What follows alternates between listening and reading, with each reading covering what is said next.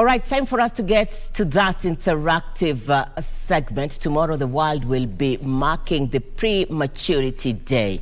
And this afternoon, we are discussing health matters ahead of tomorrow. With me on set is Caroline Mwangi, the head of Division of Neonatal and Child Health, Ministry of Health.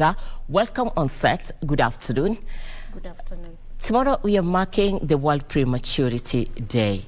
What is the importance of commemorating this day? Thank you. So 17th of November is a global day to commemorate babies who are born too soon, the preterm babies. We define a preterm baby as a baby born before 37 weeks of completed gestation. A normal pregnancy is 40 weeks.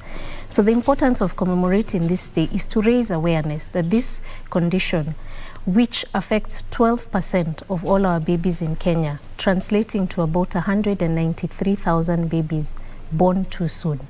These children are vulnerable to complications. The risk of death is higher in a baby who's born preterm. So we commemorate this day to enhance support for families and caregivers.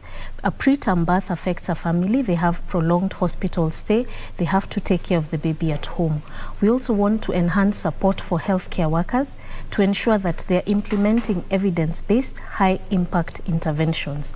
And this day also gives us an opportunity to advocate for strengthening of our health systems to support the continuous management and the management of this preterm baby, both in the hospital and in the community. Okay, mothers and mothers-to-be, where do we go wrong? What results to preterm births? So it's not that somebody did something wrong. We call them risk factors or predisposing factors to preterm births. So we have those that are associated with the mother. Conditions such as high blood pressure can lead to a mother getting a preterm baby. Conditions such as deformities in the birth canal. Age is an extremely important factor. We know that mothers who are young, especially the adolescent or the teenage mothers, are prone to get preterm births. We also have risk factors such as multiple pregnancies. When you have twins or triplets or quadruplets, the likelihood of having a preterm birth is quite high. Infections occurring in pregnancy can also predispose one to a preterm birth. Substance abuse, we know the narcotic drugs, alcohol, smoking. This can predispose one to getting a preterm birth, amongst other complications. And if you've had one preterm birth, the risk of getting a second one is higher. So those are some of the risk factors which, if mothers attend antenatal clinic, can be picked up early. Yes. Let me take you back, the preterm baby. What are the survival rates from which weeks to what weeks can a baby survive? So a baby in Kenya, we've had survival of babies born at 28 weeks, okay? So the survival rate, the very low birth weight babies, those who are, we call them extremely low birth weight babies, less than 1,000 grams, have a higher risk of dying. The ones who are between 2,500 to 2,000, survival chances are higher. So we find those who are generally below 1,500 grams are at more risk. And the reason is because of the prematurity of the organs in the body, the lungs, the heart, the gastrointestinal system. They're not able to maintain warmth. So the smaller the baby, the higher the risk of dying. And also the risk is increased if interventions are not done on time. So that can improve our survival. That is why we advocate for early identification, and we also equip our healthcare workers to manage this condition, this preterm condition. Yes. You work at the Ministry of Health. Are there any policies that the government has put in place to ensure we end this preterm births in the country? So as a government, at the Ministry of Health, we have what we call high impact interventions, which are implemented through our, we call it the Essential Newborn Care Package, which discusses care of all babies born, and specifically and with a specific focus on care for the preterm baby. As I said earlier, this baby is more delicate, to put it in a layman's term, than other babies. So they need special focus. So before, we recommend as a country that all pregnant women go to antenatal clinic, at least 4 visits. So the importance of this is that complications such as high blood pressure, infections are picked early, managed appropriately, and timely referrals made where possible, because we appreciate that some levels of care are not able to take care of a preterm baby. We have also the use of what we call antenatal corticosteroids.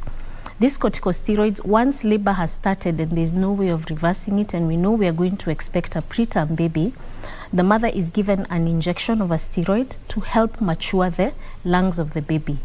One of the issues in preterms, they have problems breathing because the lungs are not mature.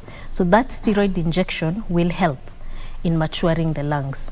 Then the minute we know we're expecting a preterm delivery at the hospital, we have policies and guidelines for adequate preparation. These babies lose heat very fast. Their skin is very thin.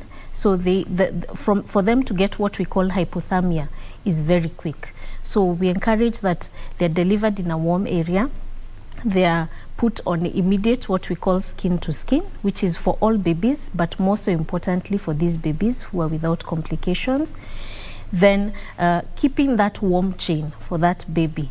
So there are things we call like plastic wraps, or just keeping that environment warm. If they have complications, intervening early to manage these complications, breathing especially. They're prone to respiratory distress syndrome. So as a country, we have scaled up the use of what we call continuous positive airway pressure to help these babies breathe. So we have guidelines on this, and we'll be launching our comprehensive newborn care protocols tomorrow, which give a guide on how to manage these conditions that affect the preterm. So there's the clinical management in hospital. We also advocate for the social support for the family, counseling. It's a very traumatic event for the mother, for the family. There is prolonged stay in hospital. So we also advise on family-centered care, where we have involving the mother and the family. One of the major ways we talk about is kangaroo mother care, which is an alternative to incubators. You know, we often see incubators in hospital, but kangaroo mother care is putting a stable newborn baby who's low birth weight on the skin of the mother and having that baby stay there. The mother relaxes, the baby relaxes, the baby is able to feed. So as a government, we have enhanced the implementation of kangaroo mother care at facility level. And an important aspect is follow-up of these babies.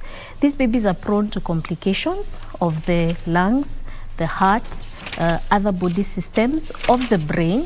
So it is important that once they're stable and discharged, we follow them up in the clinics and ensure that we capture any delays and support this baby adequately. Thank you. In fact, I wanted to ask you if the skin to skin is kangaroo, because I've seen most of the times when babies who are born preterm come out of the hospital, mothers are encouraged to exercise kangaroo system of bringing up the babies for some time. We do appreciate your company. Caroline Mwangi has been our guest on set. She is the head of Division Neonatal and Child Health, Ministry of Health. She is one of the expertise in health matters. She has enlightened us ahead of World Prematurity Day tomorrow. Thank you for your time. Looking forward to have you again.